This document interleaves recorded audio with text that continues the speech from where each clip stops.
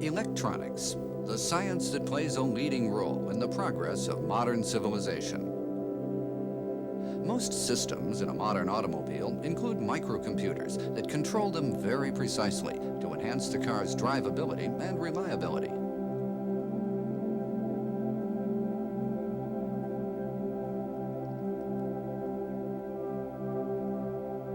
These systems are controlled so closely with each other that it is essential for service personnel to fully understand the electrical systems used in the car and to perform troubleshooting jobs accordingly.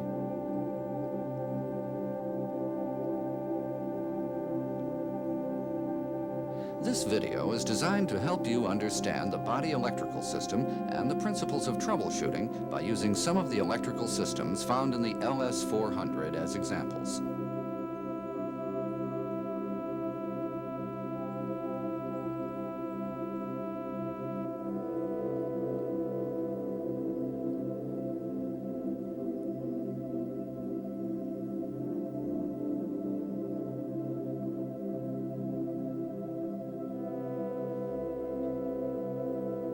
First, we will study the major wiring system and how to read electrical wiring diagrams. Then we'll learn about the SRS airbag system, the memory system, the wireless door lock remote control system, the theft deterrent system, and the combination meter in that order. For each system, we'll first learn how the particular system operates, the key points of the system, and then the method of troubleshooting that system. Some troubleshooting repair methods will also be explained.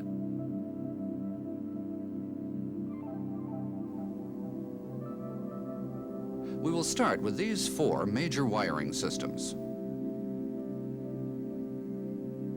This is the main wiring harness in the engine compartment.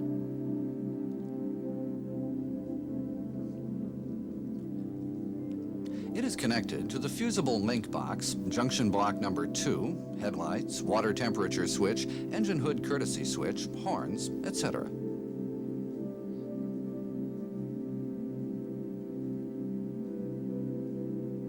This is the cowl wiring harness.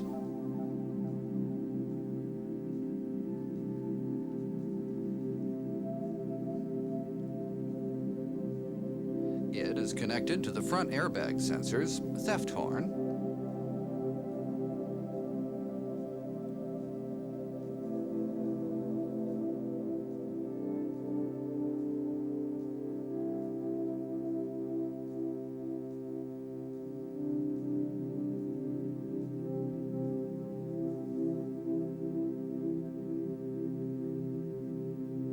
the mirror ECU, theft deterrent and door lock control ECU, tilt and telescopic ECU, center airbag sensor assembly, junction block number 1, junction block number 4, ignition switch, etc.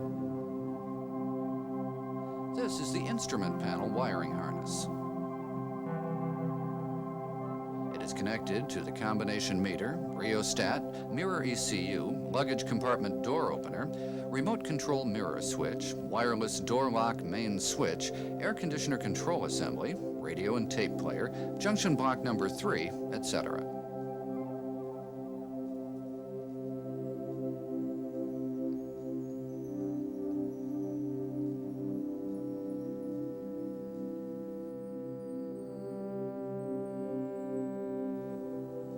And this is the floor wiring harness.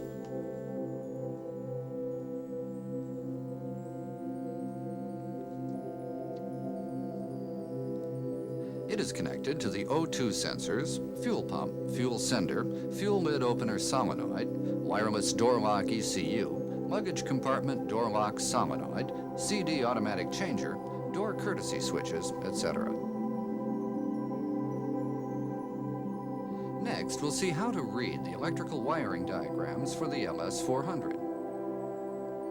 Suppose you wish to inspect the SRS airbag system.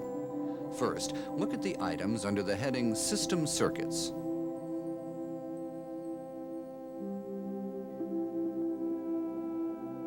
And look for the item SRS airbag.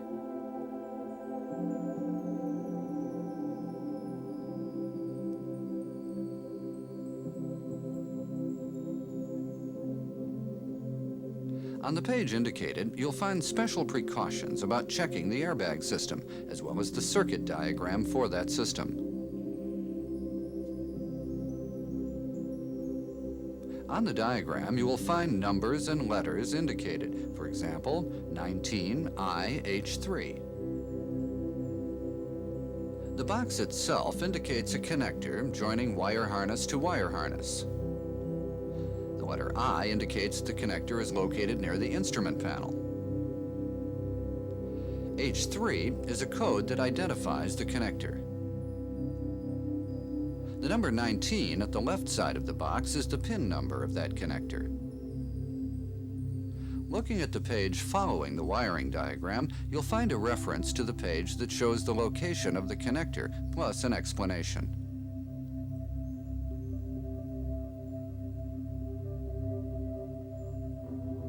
Then, by turning to the page indicated, you can easily locate the position of connector IH3 on the body.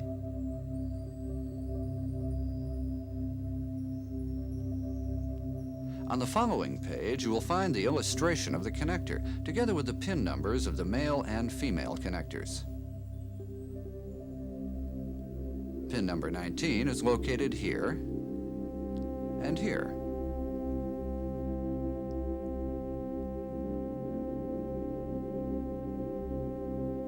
As you can see, pin 19IH3 is located here.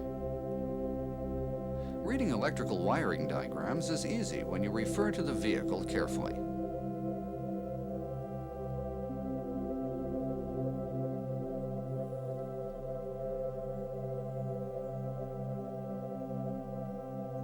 Used in combination with the seatbelt, the airbag system is designed to protect the driver in case of a frontal collision.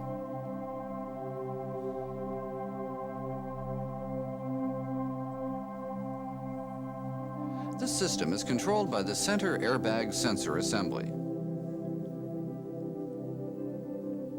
This is the center airbag sensor assembly.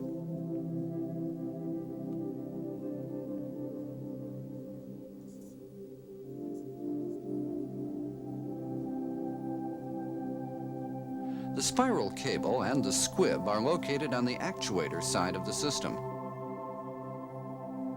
The system includes the front airbag sensors and also the safing sensors and center airbag sensor, which are located inside the center airbag sensor assembly. The system also includes a diagnostic circuit and memory circuit that are used to detect a system malfunction. Connectors between these components shown here are designed especially to ensure utmost reliability of the system. A special mechanism called the terminal twin lock mechanism is used for all these connectors.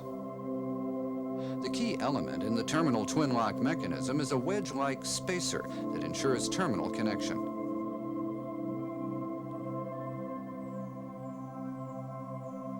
The connectors shown here include an airbag activation prevention mechanism. When any connector is disconnected, the short spring plate in the airbag activation prevention mechanism closes the circuit on the squib side to prevent electricity from flowing to the squib. This is the short spring plate.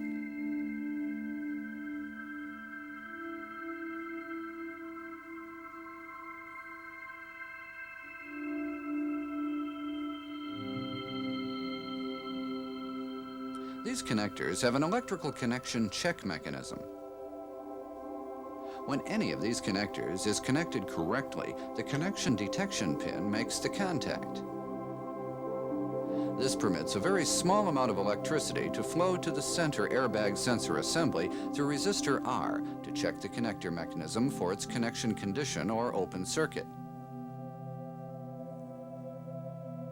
This is the connection detection pin.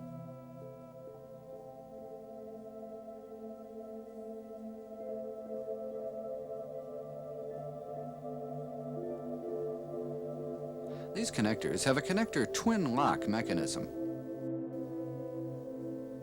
Connector connectors with the connector twin lock mechanism are locked in 2 steps to ensure that they are connected correctly at all times. When you are inspecting or troubleshooting the airbag system, you must remember which type of mechanism is used in each connector.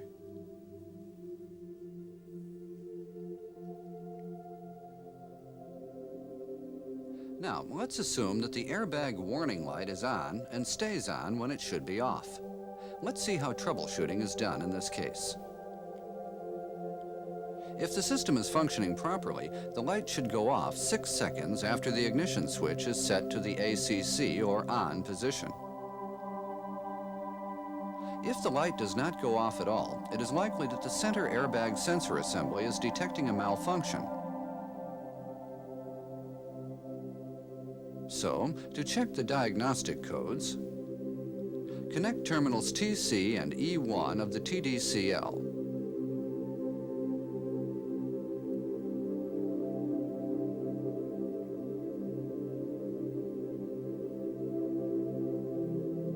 Code 14 is displayed. When a diagnostic code is displayed, you must check if it corresponds to the particular trouble you are checking the system for. To do so, remove the probe wire from terminals TC and E1 of the TDCL and cancel the diagnostic code once. You can cancel it by removing the ECU B fuse from the junction block number 1 for 10 seconds or longer with the ignition switch turned to the off position.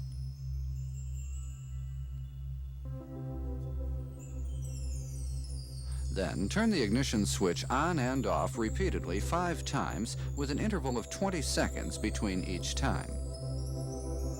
Next, put the probe wire again into terminals TC and E1 to reconfirm the diagnostic code. Code 14 is displayed again. This code indeed represents an electrical problem, the airbag warning light that does not go off.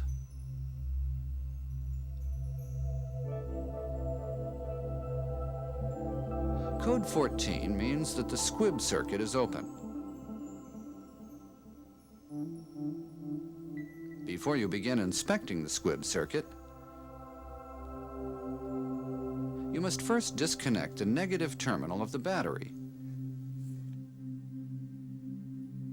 and wait for 20 seconds or longer until the backup power source is discharged. You can now begin checking the squib circuit for an open circuit, but remember, never measure the resistance of the squib under any circumstances. This is because if the airbag activation prevention mechanism is not functioning properly for any reason, electricity might reach the squib and trigger it when you measure its resistance. To check the squib circuit, first separate the connector like this, and then measure the resistance at the spiral cable side. Incidentally, connector A41 is not shown in the electrical wiring diagram because it only connects one part to another part.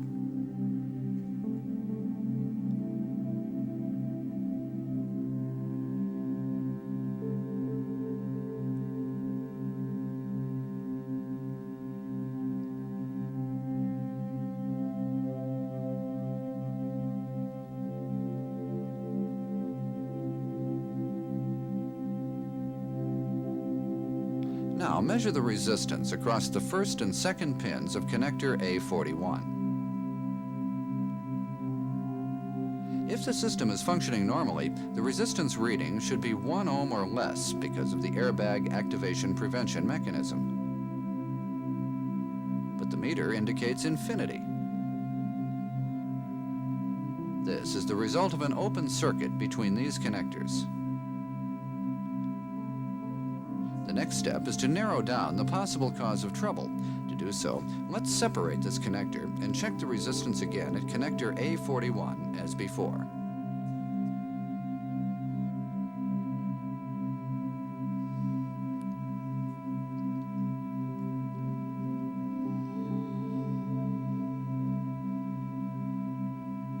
The reading is less than 1 ohm. This means that the spiral cable is all right. Then the cause of the trouble is most likely an open circuit in this connector. You can check this by measuring the resistance across the first and second pins of connector A29.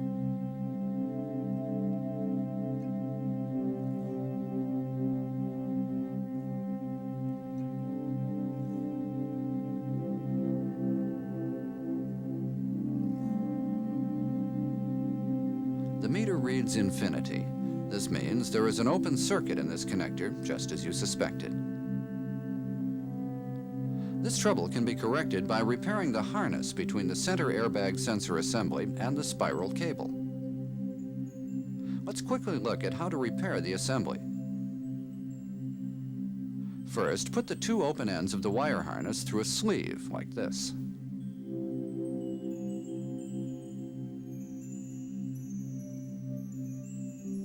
Then, making certain that the two ends are connected correctly, fasten the sleeve by using a crimping tool.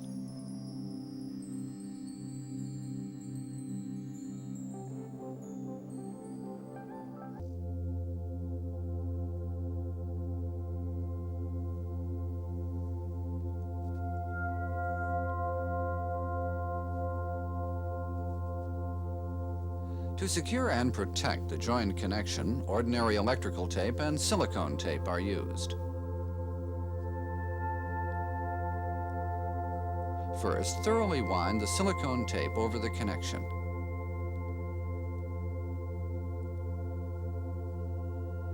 Then, wind the taped connection with ordinary electrical tape.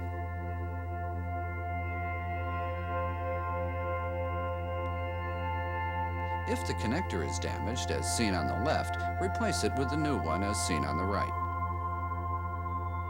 When this is done, check the diagnostic code again. Code 41 is displayed. This code indicates an old trouble. When a new trouble is corrected and the power is turned off, the trouble code disappears and code 41 is stored in memory. This code is stored in a non-volatile random access memory and remains in the memory even after the battery is disconnected. To cancel code 41, set the ignition switch to the on position and connect service wires to terminals TC and AB of the TDCL.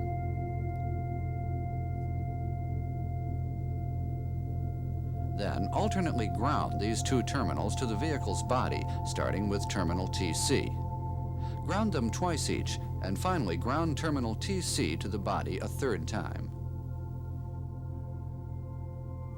Code 41 is now canceled, and the airbag warning light will start flashing after several seconds. Let's check the diagnostic code once again. If the airbag warning light indicates that the system is functioning normally, troubleshooting has been completed successfully. Here's an important point to remember during airbag inspection. If you should need to disconnect the power cable from the negative terminal of the battery for any reason, you must check the memory settings of the audio system in the car and record them, because all the memory will be canceled as soon as you disconnect the cable.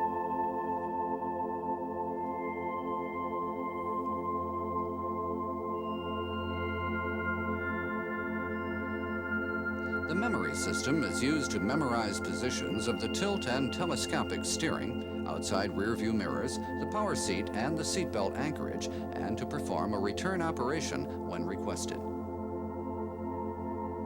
This system is controlled by the tilt and telescopic steering ECU, mirror ECU, and power seat ECU.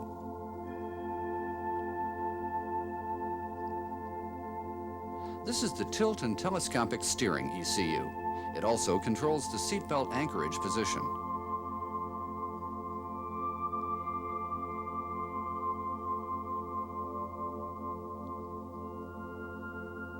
This is the mirror ECU.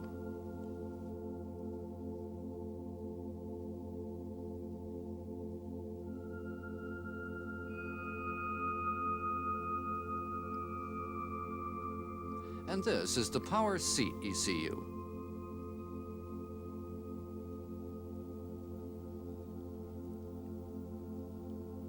These three ECUs have manual switches.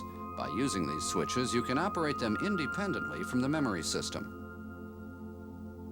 By operating the memory and return switch of the memory system, the driver can control the tilt and telescopic steering ECU, the outside rearview mirror ECU, and the power seat ECU. This is achieved through a memory or return signal and a reply signal. You can troubleshoot the memory system quickly and accurately if you fully understand the relationships between these three ECUs and related electrical wiring diagrams. We will now perform troubleshooting of some sample problems in order to study troubleshooting techniques.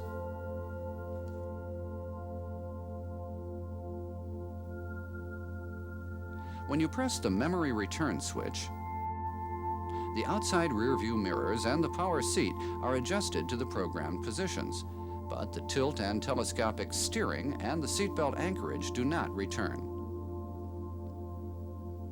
In this situation, it is safe to conclude that signals to the mirror ECU and the power seat ECU are functioning normally. You must then determine if the steering shaft and the seatbelt anchorage positions fail to return due to a malfunction of the memory system. You will know the answer when you operate them by using the manual switches. The tilt and telescopic steering does not move at all. The seatbelt anchorage position does not move either. It is most likely, then, that the problem is in the tilt and telescopic steering system and not in the memory system. None of the three motors, the tilt motor, the telescopic motor, or the seatbelt anchor motor, are working at all. When you examine their power sources, you will find that all three motors are connected to the positive terminal of the battery via 4T14. The next step is to measure the voltage across plus B, 4T14, and ground, 7T14, to check if the positive battery signal is reaching the computer.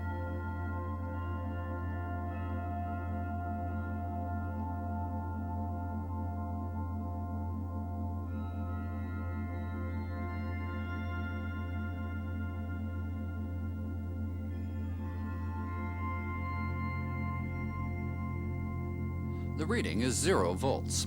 It appears that the positive battery signal is not reaching the computer. Next, let's check the voltage across plus B, 4T14, and body ground.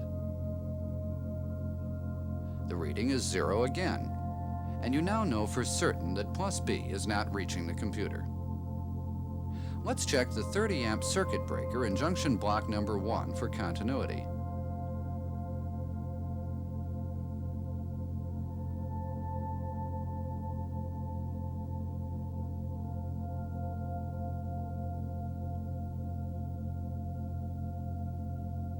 The meter reads infinity.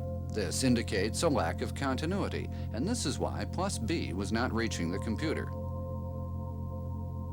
So let's reset the 30 amp circuit breaker.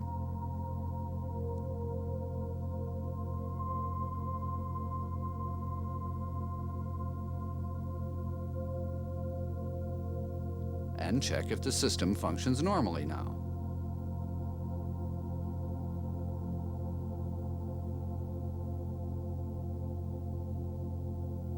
If the breaker opens again, recheck the system to find why it opened and correct it accordingly.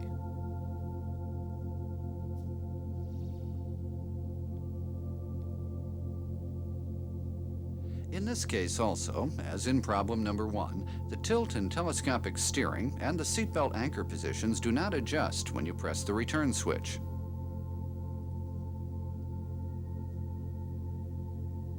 When you operate them using the manual switches, the tilt moves a little and stops before it reaches the desired position. But the telescopic adjustment functions normally. The seatbelt anchorage position is adjusted correctly also.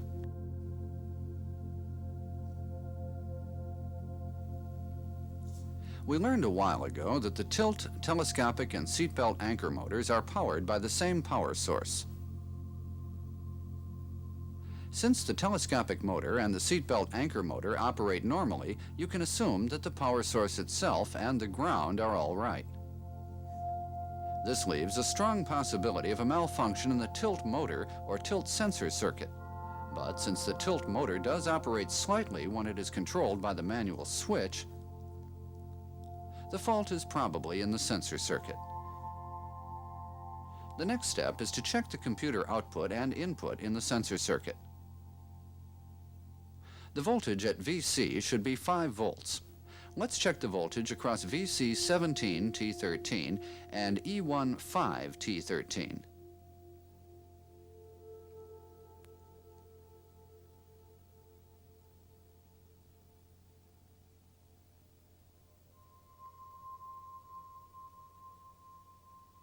The meter reads 5 volts as expected. So the circuit is normal. Next, let's measure the input side voltage across TIS 7 T13 and E1 5 T13.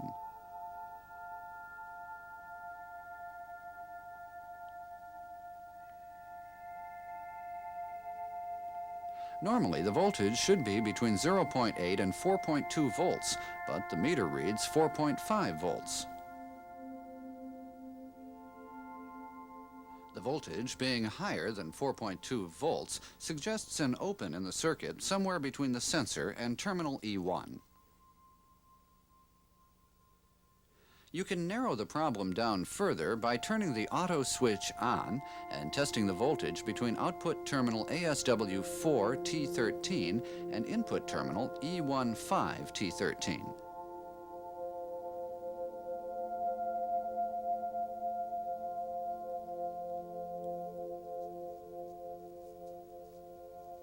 When you turn the auto switch on, the meter reading is 10 volts.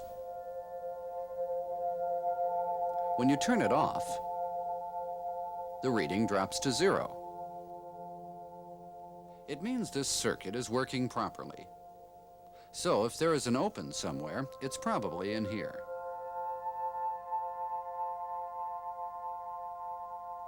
You can prove it by moving the tilt sensor by hand and see how the voltage changes between TIS and E1.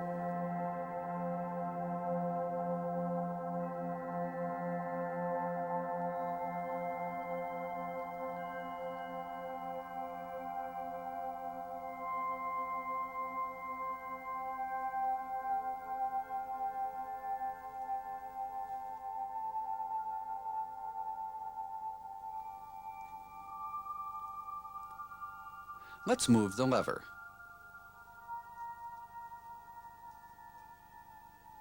The voltage changes suddenly from 4.5 to 0 volts and from 0 to 4.5 volts. If the system is functioning normally, the voltage should change gradually between 0.8 and 4.2 volts.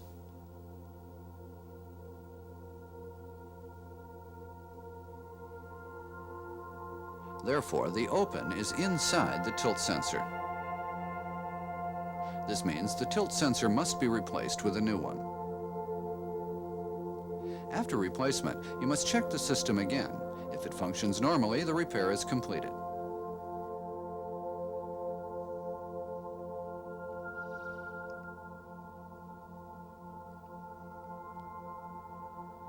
In this final example of problems with the memory system, the power seat position does not return when you press the return switch, although all the other memory systems operate correctly.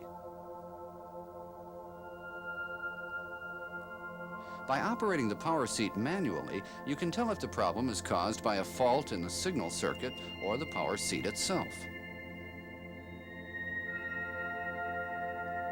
The power seat works properly manually.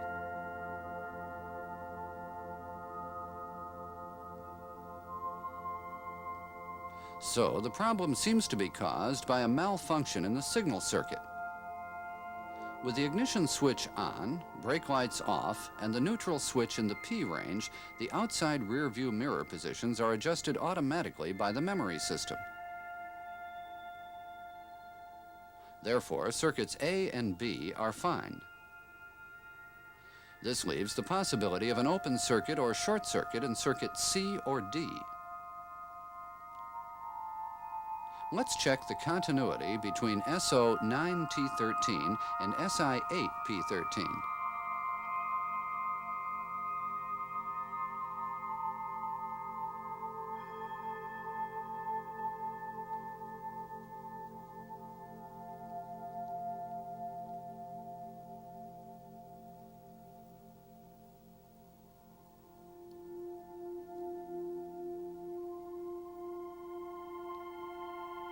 The meter reads 0 ohms.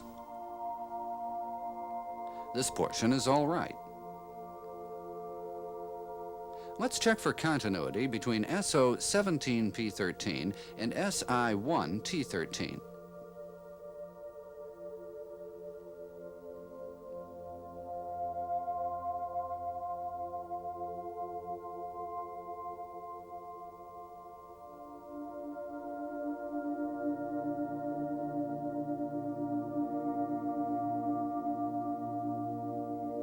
The meter reads infinity.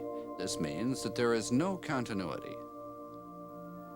There is an open in circuit D, and the power seat does not return because the reply signal cannot return to the computer. If all the circuits are in normal condition, then the malfunction is in one of the ECUs. Replace them with new ones one by one to check them. At this point, let's look at normal return signals and reply signals on an oscilloscope. We will see what's happening at 2 points, SO9T13 and SI1T13.